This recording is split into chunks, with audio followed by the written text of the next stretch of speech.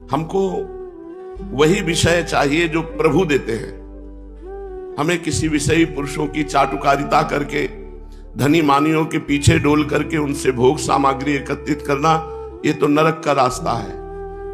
बने तो रघुवर ते बने, बिगड़े तो भरपूर, तुलसी औरन ते बने, ता बनिबे पे धूर। अगर बने तो हमारे इष्ट देव से।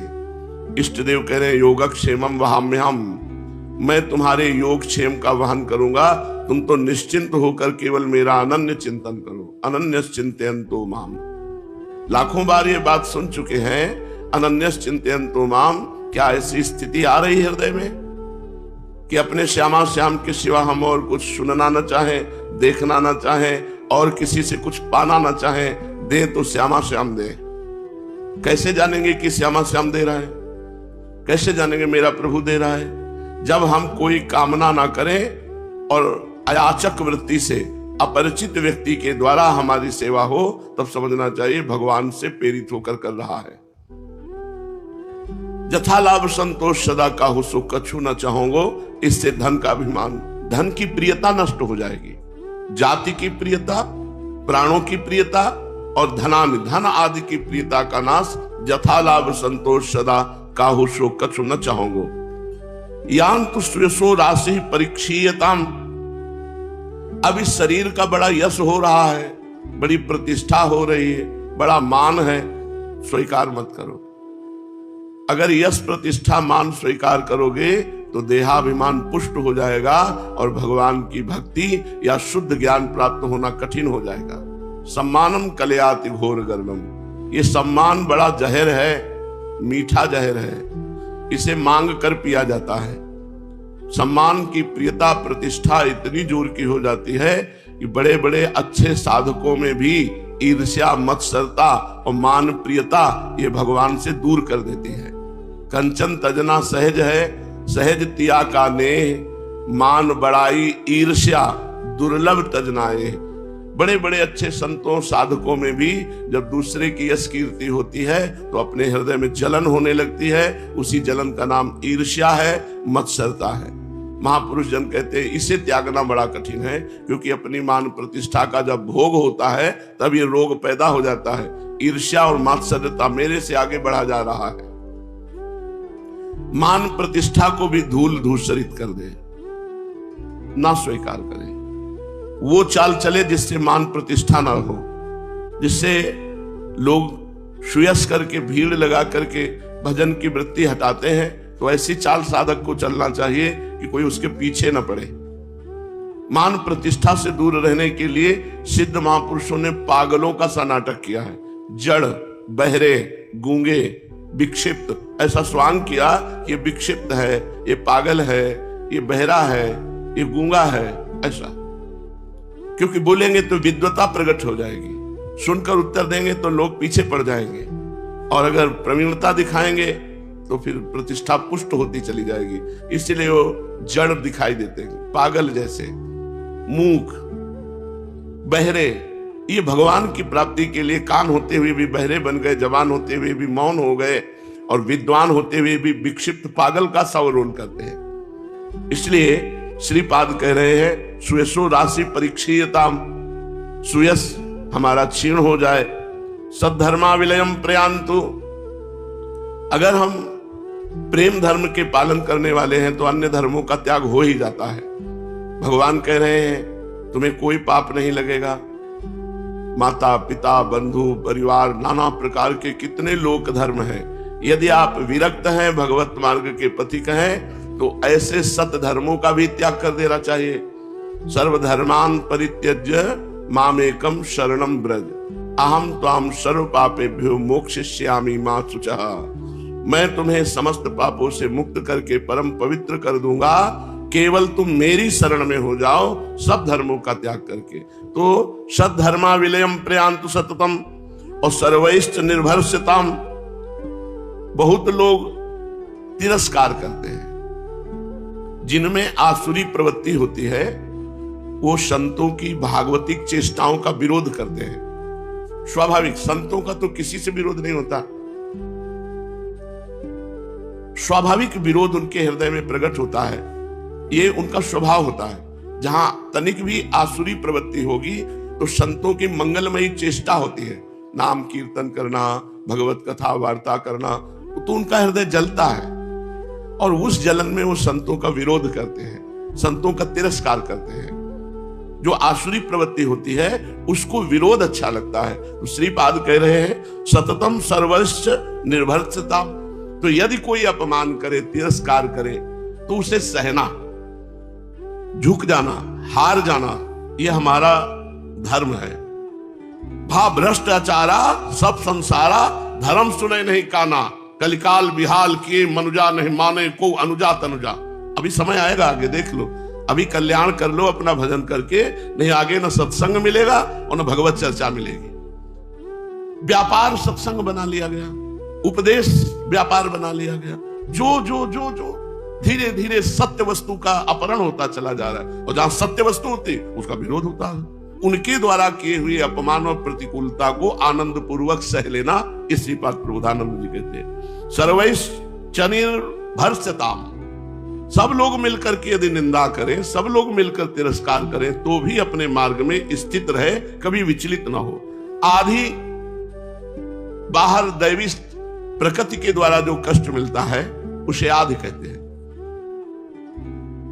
सर्दी है, गर्मी है, प्रतिकूलता है, तिरस्कार है, निंदा है, ये सब आदि के अंतर्गत आते हैं। और व्याधि शरीर के रोग के अंतर्गत आते हैं।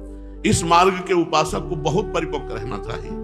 जाति का अभिमान नहीं, प्राणों का मोह नहीं, धन सुख की आशा नहीं, सुयश प्रतिष्ठा इसको मिटा दे और करे सत धर्मों का त्याग करके, सत धर्मों का त्याग करके भागवत धर्म, प्रेम धर्म स्वीकार करे। और कोई अपमान करे, तिरस्कार करे, सब मिलकर निंदा करे, तो भी विचलित न हो, अपने मार्ग में चले। और आधी दैवी आपदा, सर्दी, बरसात, प्रतिकूलता, तिरस्कार, ये जब मिले तो इनको चुपचाप सहो। और व्याधि शरीर के रोग आदि जब आवे तो भी इनको, ये परमार्थ बहुत कठोर है, बहुत कठोर है। तब हृदय द्रवित होकर प्रियालाल की तरफ बहता, पहले इन कठोर नियमों का पालन करें। व्याधि सतेन सैकड़ों रोग हो जाए तो चुपचाप उनको सहे। जीरियतु वपुर लुप्त प्रतिकारता, कोई प्रतिकार ना करे, इनका विरोध ना करे। तुम्हारा विरोध हो रहा है उसे सह जाओ, शरीर में व्याधि है उसको सह जाओ, बाहर से आपदा आ रही उसको सह जाओ, कोई अपमान, निंदा, तिरस्कार चुपचाप सह जाओ। और सहना बहुत कठिन है। सहाय सो साधु, ऐसे सामर्थ्यशाली महात्मा रहे हैं पर पिट गए हैं। पंडित रामकृष्ण बाबा के माथे पे डंडा मारा कि हलवा खवाओ, बोले नहीं है, तो फिर माथे पे सह गए। सहना बहुत जरूरी है इस मार्ग में, प्रेम मार्ग में तो सहना बहुत जरूरी है। अगर जो जितना सह गया उतना ही वो महान प्रियालाल का कृपा पात्र बन जाएगा।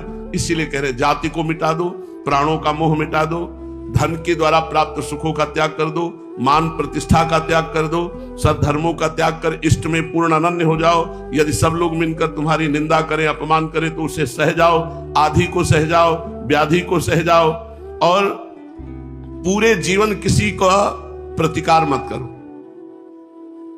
ऐसी व्यवस्था मत करो, अपने बल का प्रयोग मत करो कि जिससे तुम्हारा विरोध बंद हो जाए। नहीं, और विरोध होने दो और उसको सहो। जितना सहोगे उतना ही महान बनते चले जाओगे।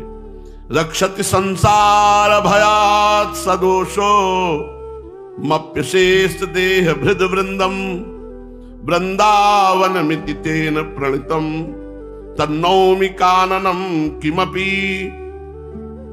चाहे जितना दोष युक्त प्राणी हो, एक अपराध से बच जाए, केवल वैष्णव अपराध से, तो श्रीधाम वृंदावन उससे प्रिया प्रीतम की प्राप्ति करा देता है। रक्षत संसार भयात् सदोष, दोष युक्त है, वृंदावन वास करता है, पर वैष्णव संत जनों के चरणों में कोई अपराध नहीं करता।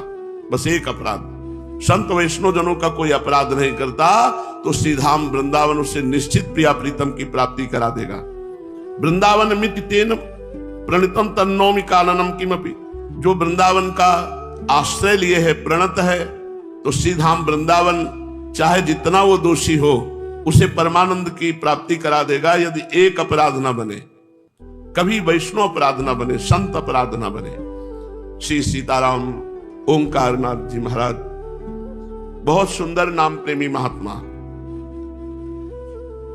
नाम ही वो साधन है केवल नाम को पकड़ ले तो संपूर्ण भक्ति हृदय में प्रकाशित हो जाए। मान लो कलयुग है और कोई साधना चलने वाली नहीं है, 10-5 दिन भले कुछ चला लो, इसके बाद फिर वहीं आ जाओगे। अगर आपको उन्नति प्राप्त करनी, अध्यात्म उन्नति, तो नाम को पकड़ लो। जो गुरु प्रदत्त नाम है, बार बार नाम जप करो, उसी से सब हो जाएगा।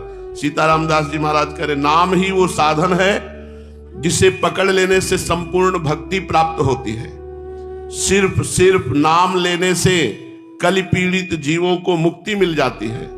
केवल इसी कारणवश सभी लोग कलयुग को सर्वश्रेष्ठ मानते हैं कि जो बड़ी बड़ी साधनाओं से पदवी प्राप्त नहीं होती, कलयुग में केवल नाम जप से प्राप्त हो जाती है।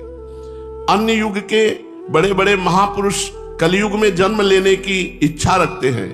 जो लोग नाम का आश्रय लेते हैं, भगवान को नैवेद्य लगा के पाते हैं और अपने आचरण ठीक रखते हैं, वो बहुत जल्दी जीवन मुक्त हो जाते हैं। समझिए, जो लोग नाम जप करते हैं, भगवान को भोग लगा के ही प्रसाद पाते हैं, इतने से ही उनके आचरण तो पवित्र हो ही जाएंगे, क्योंकि आहार पवित्र और नाम जप है, बोले निश्चित भगवत प्राप्ति हो जाएगी। सीताराम दास जी महाराज कह रहे, बिना भगवान को भोग लगाए कुछ खाओ मती।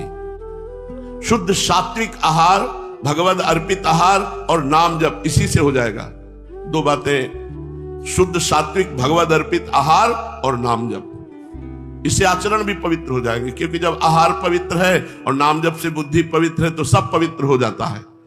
जो व्यक्ति सदैव नाम स्मरण करता है और पराई माताओं बहनों की तरफ गंदी दृष्टि नहीं रखता, पवित्र भोजन करता है, उचित ब्रह्मचर्य का पालन करता है, वो निश्चित परमानंद स्वरूप भगवान का साक्षात्कार कर लेता है।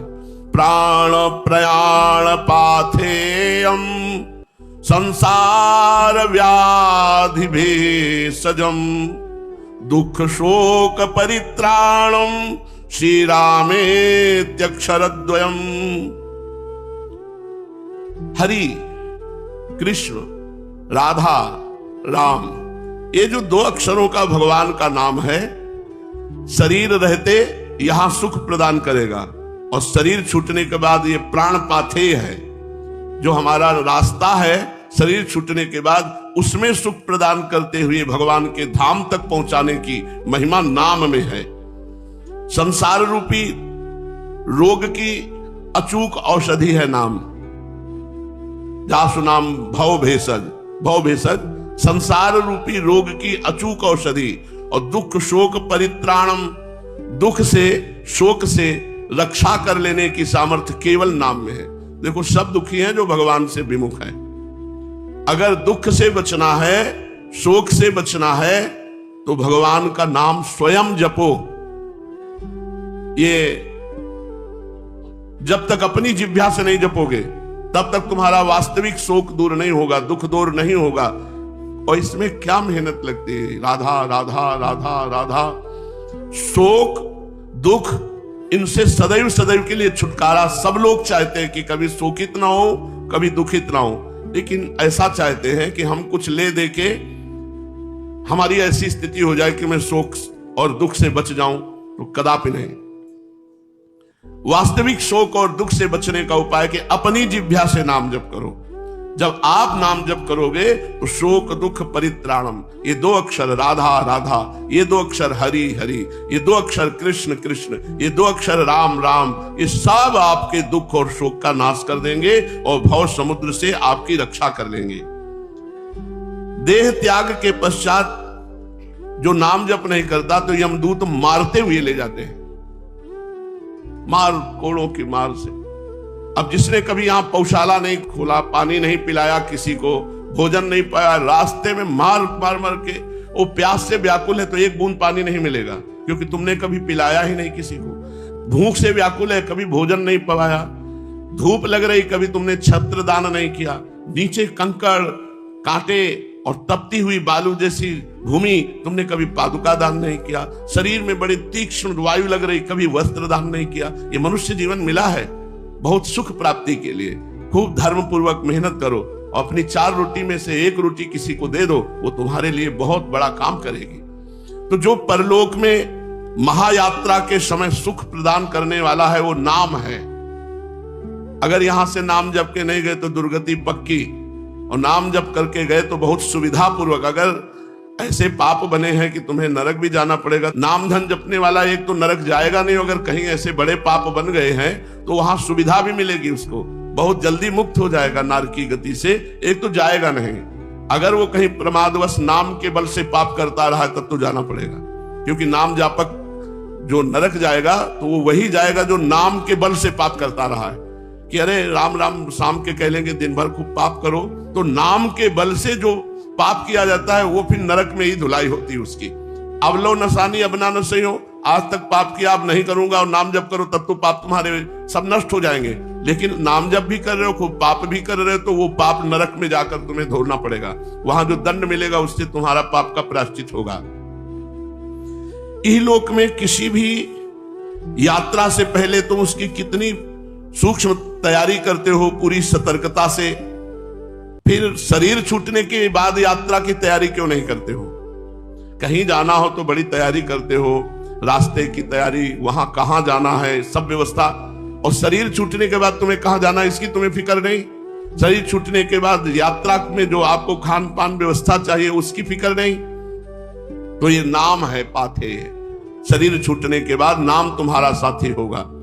तुम नाम ले लो। आज तुम्हारी देह में प्राण है, पता नहीं कल रहे कि ना रहे, कल का भरोसा नहीं है। आज अभी इसी क्षण भगवान नाम उच्चारण करो। एक दिन ऐसा आएगा कि तुम जीवित तो रहोगे लेकिन नाम लेने लायक नहीं रहोगे। अभी नाम ले लो। हाथ पैर चल रहे हैं, बुद्धि काम कर रही, इंद्रियां काम कर रही, नहीं शिथिल बेहोश स्थिति में वर्षों व्यतीत हो जाते हैं, चारपाई में पड़े। भगवान नाम उच्चारण करने की हिम्मत नहीं रहती, भाव नहीं रहता, सामर्थ्य नहीं रहती, कल का भरोसा नहीं। तुम्हारे जीवन में एक दिन ऐसा आएगा कि तुम हाथ पैर नहीं हिला सकते, अपनी जिह्वा हिलाकर राम राम कृष्ण कृष्ण राधा राधा नहीं बोल सकते। तुम्हारी दृष्टि क्षीण हो जाएगी, आंखें देख नहीं पाएंगी और तुम्हारी जिह्वा बोल नहीं पाएगी। इसलिए अभी नाम ले लो। अभी तुम बोल सकते हो, अभी तुम देख सकते हो, तो तुम्हारा जीवन मंगलमय हो जाए। इसलिए भगवान का नाम जप करो। भगवान के नाम में अपार सामर्थ्य है। जैसे शब्द उच्चारण किया राधा, ये सीधे गया और भगवान के पास जमा हो गया। अब एक बार नाम लिया है तो जब रजिस्टर खोला जाएगा तो एक बार नाम है, इसका कितना पुण्य है, कितना लाभ है, कितना महिमा है कि आप नरक नहीं जाओगे एक बार नाम से। एक बार जिन नाम ली हित सो होयति दीन, ताको संग न छाणहि ध्रुव अपनो कर ली। प्राण तुम्हारी देह को छोड़कर जब जाएगा तो प्राणहीन देह को तो यही भस्म कर दिया जाता है, या फेंक दिया जाए तो श्रृगाल कुत्ते खा जाते हैं, गाड़ दिया जाए तो कीड़े बन जाते हैं। पर प्राण तो गए। अब पंचभूत देह तो यहां नष्ट हो गई और प्राण के जाने के लिए तुमने कोई तैयारी नहीं की तो बड़ा कष्ट पाते हैं प्राण। प्राणों की तैयारी कर लो। जब प्राण छूटे उसके बाद की तैयारी कर ले तो उसे मरने का भय नहीं रह जाता। हर श्वास, प्राणों का काम है श्वास का आना और जाना, श्वासोच्छ्वास कहते हैं इसे। हर श्वास में आने जाने में यदि नाम जप कर रहे हो प्रतिपल प्रतिक्षण प्रतिदिन, तो तुम समझ लो अपनी महायात्रा के लिए सब सुविधा जमा कर रहे हो। यदि तुम हर श्वास नाम जप कर रहे हो तो महायात्रा जब शरीर छूटेगा तो उसके लिए तुम सुविधा कर रहे हो। अब अधिक समय नहीं बचा, आज से ही अपनी हर श्वास में हरि हरि राधा राधा, ये प्राण प्यान का समय उत्तम पाथे है, नाम इकट्ठा कर लो। लेकिन समझ में नहीं आता, जो साथ नहीं जाना, जो आगे सुख नहीं मिलेगा, तुम्हारी इस कमाई का यही रह जाएगा, उसमें तो जी जान लगाए हुए हो, लेकिन जो तुम्हें आखिरी में सुख प्रदान करेगा उसके लिए तुम शांत हो, उसके लिए कोई उपाय नहीं कर रहे। ये तुम्हारा सब सामान, तुम्हारे स्वजन संबंधी, तुम्हारे स्त्री पुत्र, तुम्हारा घर द्वार, ये कुछ भी अंतिम समय काम नहीं आएगा। भगवत नाम अंतिम श्वास के बाद तुम्हारा काम शुरू करेगा। भगवान नाम महासुख प्रदान करेगा, यात्रा बड़ी सुखमयी होगी और लक्ष्य भगवत प्राप्ति निश्चित प्राप्त हो जाएगा यदि नाम जप कर रहे हो। शरीर छूटने के बाद तुम्हारा कोई साथी नहीं, कोई संपत्ति नहीं, कोई घर नहीं, कोई मित्र नहीं, केवल नाम ही तुम्हारा मित्र होगा। अब यार मेरी बात मान जाओ, चुप मत बैठो, नाम ले लो। हम तुम्हें पुराण, सांख्य, उपनिषद, वेद, वेदांत सब शास्त्रों से पुष्टि करके बताया। बाबा कह रहे सीताराम दास जी महाराज, अब तो नाम जप कर लो यार, अब तो नाम को पकड़ लो। एक रास्ता पकड़ लो कि आज से मुझे केवल नाम जप करना है। बहुत शास्त्रों का ज्ञान है, नाम जप नहीं तो बेकार है। बहुत सत्संग सुन रहे हो, भजन में प्रीति नहीं हो रही, तो सत्संग का लाभ क्या मिल रहा है? शास्त्र अनंत है, कहां तक पढ़ोगे? मार्ग अनंत है, कितना जानकारी लोगे? अब चुपचाप बैठ जाओ, बहुत जान लिया। सब शास्त्रों का सार और सब साधनाओं का सार नाम जप है। खूब नाम जप करो, जो तत्व ज्ञान है वो इसी नाम जप से प्राप्त हो जाएगा। जो कलयुग की कुचाल है उससे नाम जप तुम्हें बचा लेगा। किम करिष्यति सांख्येन किम योगैर नरनायक मुक्तिमिच्छसि राजेंद्र कुरु गोविंद कीर्तनम।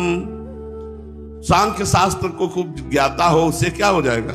किम प्रयोजनम किम करिष्यति, हमारा क्या प्रयोजन है? ज्ञान तो हो गया, भजन नहीं हो रहा, तो ज्ञान किस काम का? प्रबल अभिलाषा नाम जप की करो। मुक्ति प्रार्थना करके तुम्हें वरण करना चाहिए। हाथ जोड़कर मुक्ति आ जाएगी यदि नाम जप कर रहे हो। यदि तुमने सगुण दर्शन की इच्छा की तो नाम जप करो, प्राण छूटने के समय तक भगवान के दर्शन हो जाएंगे। उबो मत, खूब नाम जप करो, प्राण छूटते छूटते भगवान का साक्षात्कार हो जाएगा। नाम इस कलयुग में सर्वश्रेष्ठ साधन है, यह तो मैंने कई बार बताया। देखो, तत्क्षण मैंने नाम लेना प्रारंभ कर दिया तो हमारा उपदेश करना सार्थक हो जाएगा। आज से तुमने नाम महिमा सुनी, आज से खूब नाम जप करो, हर क्षण नाम जप करो, तो हमारा सत्संग करना सफल हो जाएगा। संसार को अगर कोई उद्धार कर सकता है, प्रकाशित कर सकता है, तो भगवान का नाम। हे प्रीतम, संसार में रोग, शोक, दुख, नाना प्रकार के सब प्रपंच भरा हुआ है। तुम केवल उच्चारण करो भगवान का नाम, इस सबसे दूर हो जाओगे। संसार ऐसा नहीं है जैसा तुम देख रहे हो, संसार बहुत सुंदर है, भगवान का स्वरूप है, लेकिन नाम जप करोगे तब ये अनुभव में आएगा। भवरोगी निरंतर नाम जप करने का प्रयास करे तो रोग से मुक्त हो जाए। प्रलाप करने से कुछ नहीं होना कि मैं दुखी हूं, मैं बहुत परेशान हूं, मैं ऐसा। बस मेरी आखिरी प्रार्थना है, रुपया, मान सम्मान, सफलता, विजय, स्वास्थ्य और आज्ञाकारी नौकर सब कुछ मिल गया है तुम्हें, पर नाम जप नहीं तो सब बेकार हो जाएगा तुम्हारा। इसलिए तुम नाम जप करो, चाहे राम बोलो, चाहे हरि बोलो, चाहे कृष्ण बोलो, चाहे काली बोलो, चाहे दुर्गा बोलो, चाहे राधा बोलो, जो तुम्हें प्रिय होए, खूब नाम जप करो।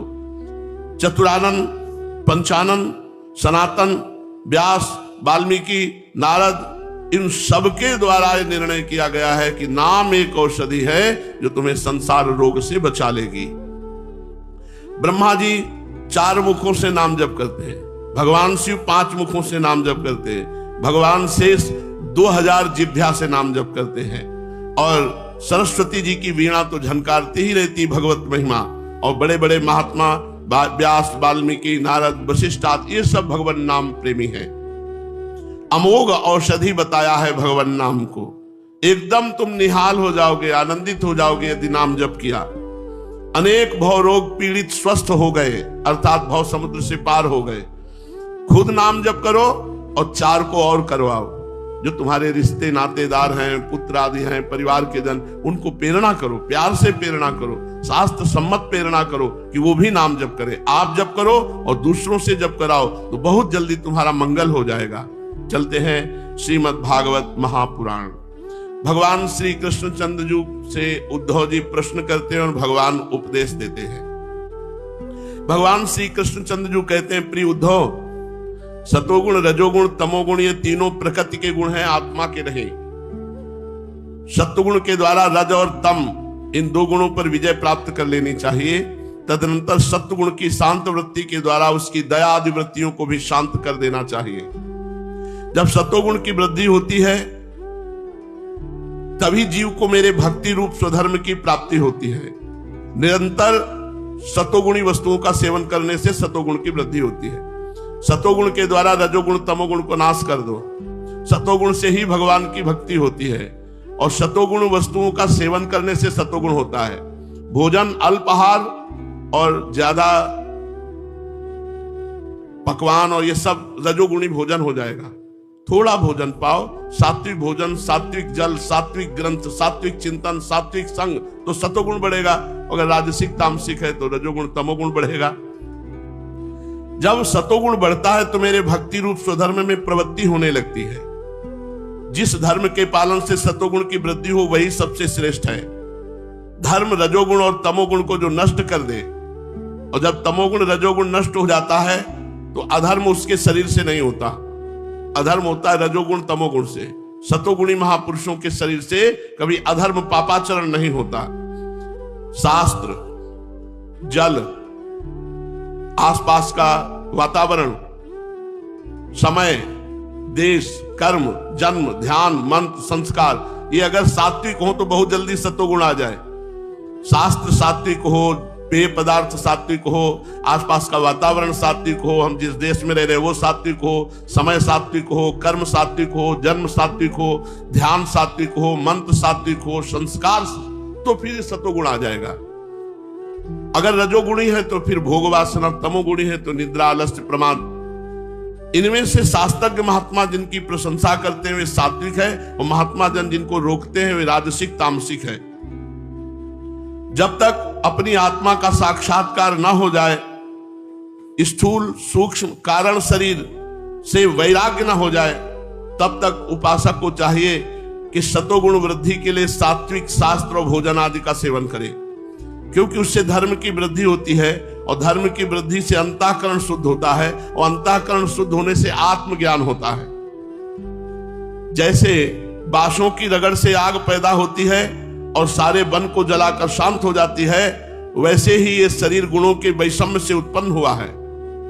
विचार द्वारा मंथन करने पर इसमें ज्ञानाग्नि प्रज्वलित होती है, और समस्त शरीर के गुणों को भस्म करके स्वयं शांत हो जाती है। उद्धव जी ने कहा, भगवान, प्रायः मनुष्य जितने भी हैं वो इस बात को जानते हैं कि विषय भोग विपत्तियों का घर है, फिर भी वे कुत्ते, गधे और बकरे के समान दुख सहन करके भी उन्हीं विषयों को भोगते रहते। इसका क्या कारण है? भगवान श्री कृष्ण ने कहा, प्रिय उद्धव, ये भोगना इसलिए होता है कि अज्ञानवश अपने को जीव मान लिया, अपने को शरीर मान लिया। इसलिए जीव जब अज्ञानवश अपने स्वरूप को भूलकर हृदय से सूक्ष्म स्थूल आदि शरीरों में अहंकार कर बैठता है, जो कि सर्वथा भ्रम है, तब उसका सत्व प्रधान मन घोर रजोगुण की ओर झुक जाता है, उससे व्याप्त हो जाता है। बस जहां मन में रजोगुण की प्रधानता हुई कि उसमें संकल्प विकल्पों का तांता बंध जाता है, अब वो विषयों का चिंतन करने लगता है और अपनी दुर्बुद्धि के कारण काम के फंदे में फंस जाता है, जिससे फिर छुटकारा होना बहुत कठिन होता है। ये काम वासना इतनी बुरी है कि आदमी को एक बार फंसा ले तो फिर निकल पाना बहुत कठिन होता है। अब वो जो कर्म करता है वो कामना के वशीभूत होकर करता है, इंद्रियों के अधीन हो गया, जबकि ये जानता है कि मैं जो कर्म कर रहा हूं उसका फल दुख मिलेगा, क्योंकि पापाचरण का फल दुख है। पर वो रजोगुण से इतना मोहित होता है कि वो जानबूझ करके भी अपने को नहीं बचा पाता, और काम क्रीड़ा में काम की वेदना से युक्त होकर वो पापाचरण करता है। यद्यपि ये बात तो कभी कभी विवेकी पुरुषों में भी जागृत हो जाती है, काम आदि की भावना, पर वो रजोगुण और तमोगुण के वेग से विक्षिप्त नहीं होते, उनकी दोष दृष्टि बनी रहती है। इसलिए बड़ी सावधानी से अपने चित्त को एकाग्र करके अपने को बचा लेते हैं।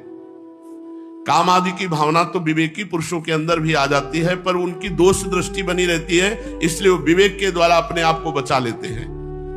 साधक को चाहिए कि आसन पर बैठने का अभ्यास जरूर करे, बहुत जरूरी है आसनों पर बैठना। इससे इंद्रिय और मन निग्रह में बड़ी सहायता मिलती है। जिनका शरीर स्वस्थ है, जवान है, आसन में बैठना सीखो। मेरुदंड सीधी, जवान हो, ब्रह्मचारी हो, साधक हो, बिल्कुल सीधे। सुखासन में बैठो तो सीधे, पद्मासन और सिद्धासन में तो सीधे ही बैठा जाता है। भगवान आदेश कर रहे हैं कि काम विजय प्राप्त करने के लिए साधक को आसन पर बैठना चाहिए। कुछ घंटों का तो नियम ले लेना चाहिए कि आसन पर व्यतीत करेंगे, नाम जप मंत्र जप करते हुए चाहे पद्मासन लगाओ, चाहे सिद्धासन लगाओ, चाहे सुखासन, और प्राणवायु पर विजय प्राप्त करें। अल्पाहार और प्राण संयम, 2-3 प्राणायाम तो बताए ही थे, बाह्य कुंभक, आंतरिक कुंभक, रेचक, पूरक कुंभक। साधक को चाहिए कि आसन पर बैठना सीधी मेरुदंड से, और वायु को जीते, प्राणवायु, इससे बहुत लाभ मिलता है। एक नशा चढ़ता है मंत्र जप का। 90 प्राणायाम करते थे, 90 पसीना पसीना ऐसी सर्दी में हो जाते थे, और एकदम साय मचता था दिमाग में, मंत्र की एकदम धूम मचती थी। उसे करना चाहिए 10, 15, 20 मिनट प्राणायाम।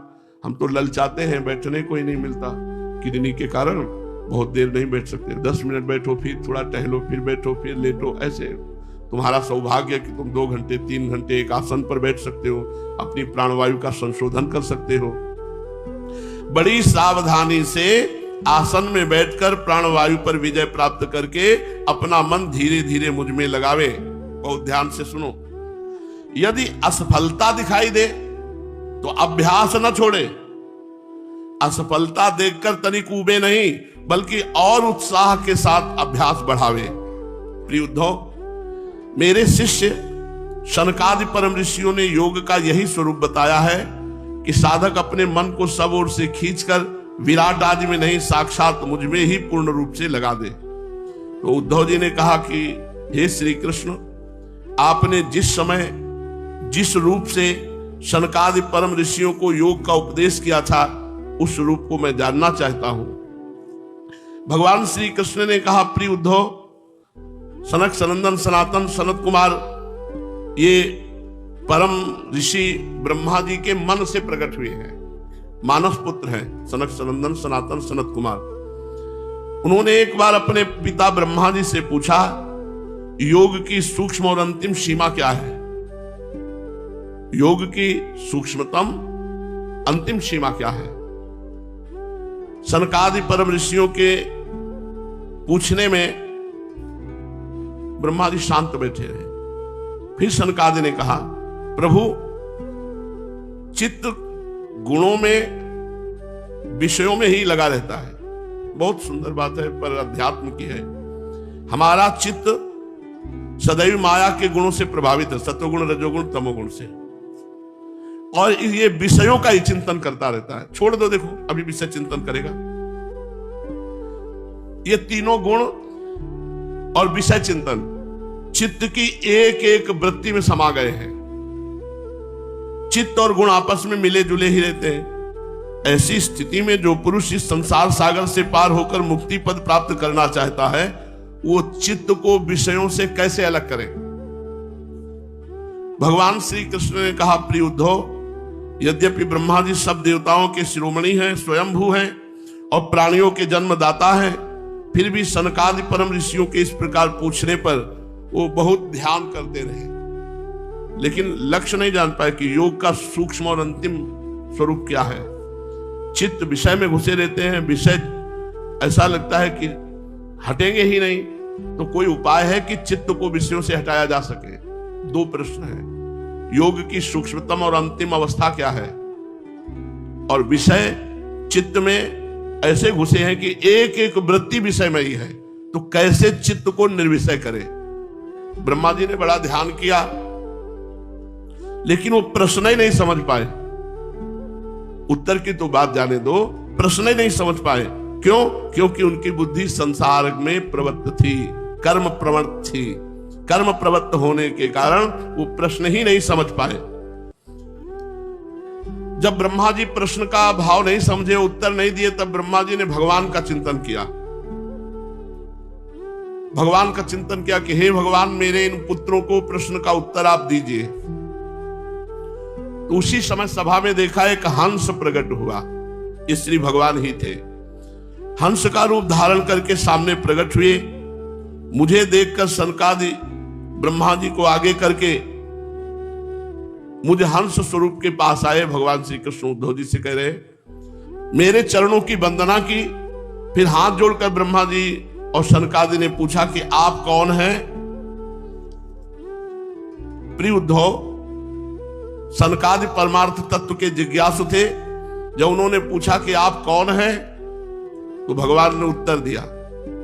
भगवान ने कहा, ब्रह्म ऋषियों, यदि परमार्थ रूप वस्तु नानात्व से रहित है, परमार्थ वस्तु में नानात्व नहीं, एक ब्रह्म वही आत्मा है, तो फिर आपका एक प्रश्न कैसे बन सकता है कि तुम कौन हो? घोर अज्ञान की बात है। अथवा मैं उत्तर देने के लिए बोलूं तो किस जाति से, किस गुण से, किस क्रिया से, किस संबंध से आपको उत्तर दूं?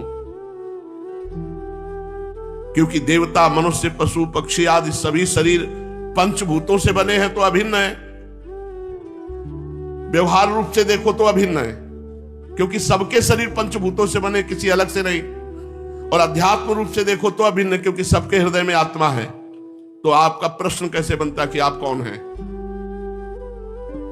इसका मतलब है कि ये आपका प्रश्न केवल वाणी का व्यवहार है। आपने विचार पूर्वक प्रश्न नहीं किया, इसलिए निरर्थक हो गया आपका प्रश्न। बहुत सुंदर। सब शरीर पंचभूतों से बने। ब्रह्मा जी ने और सनकादि ने पूछा जब भगवान हंस रूप के, आप कौन हैं?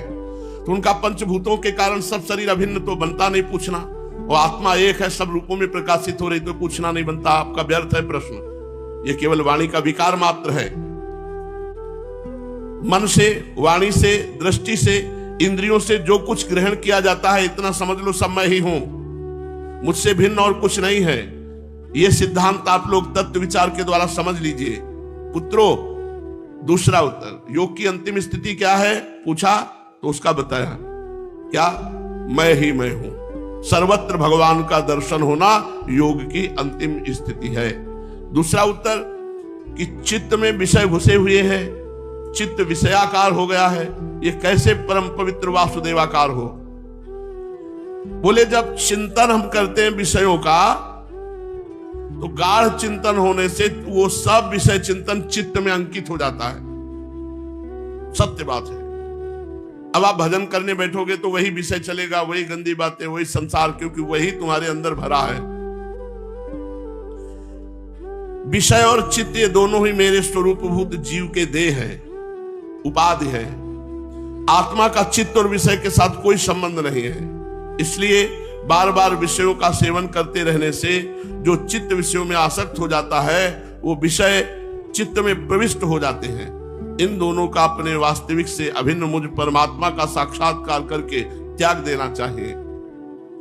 अर्थात हम भगवद आश्रित हैं। अगर हमारा चित्त विषय चिंतन करता है तो उसे हटा हटा करके बार बार विषयों से भगवान के नाम के, रूप के, लीला के, गुणों के गुणगान में रखना चाहिए। बहुत ये सूक्ष्म विषय है। भगवान का नाम, गुण, लीला चिंतन हो रहा है तो एक एक चित्त वृत्ति में जो विषय चिंतन है वो निकल जाए, तभी भगवत प्राप्ति होगी। विषय चिंतन न होने पावे।